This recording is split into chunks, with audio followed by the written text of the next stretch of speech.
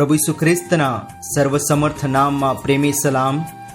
પવિત્ર બાઇબલમાં યોહાનને લખેલી સુવાર્તા 7મો અધ્યાય 2જા વચનમાં આપણે એવી રીતે વાંચીએ છીએ કે હવે યહૂદીઓનું માંડવા પર્વ પાસે આવ્યું હતું। યહૂદીઓના 7 પર્વ હોય છે, જેને યહોવાનો પર્વ કાં તો દેવનો પર્વ પણ કહેવામાં આવે છે। આ પર્વ પવિત્ર પર્વ હોય છે।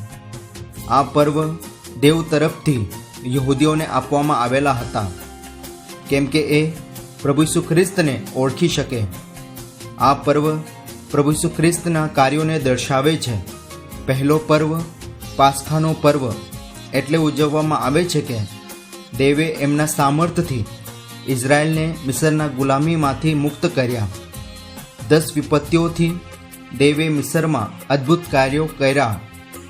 અંતમાં જે વિપત્તિ હતી, જે મિસરમાં રહેતા દરેક કુટુંબમાંથી પ્રથમ જનિત સંતાન મરવાનો હતો, પણ જેમના ઘરના બંને 12 શાખાઓ ઉપર તથા તરંગ પર પાસ્ખાનો હલવાનું લોહી હોય ત્યાં મરણ નહીં થાય।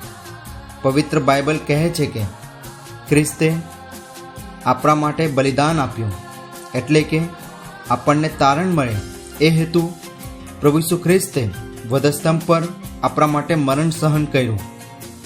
એમને દાટવામાં આવ્યા, પણ દેવે પ્રભુ ઈસુ ખ્રિસ્તને 3જા દાડે ઉઠાડ્યા। જે કોઈ પ્રભુ ઈસુ ખ્રિસ્ત પર વિશ્વાસ રાખીને પોતાના પાપોને કબૂલ કરશે એ તારણ પ્રાપ્ત કરશે। દેવ આપણને સહાય કરે। આભાર।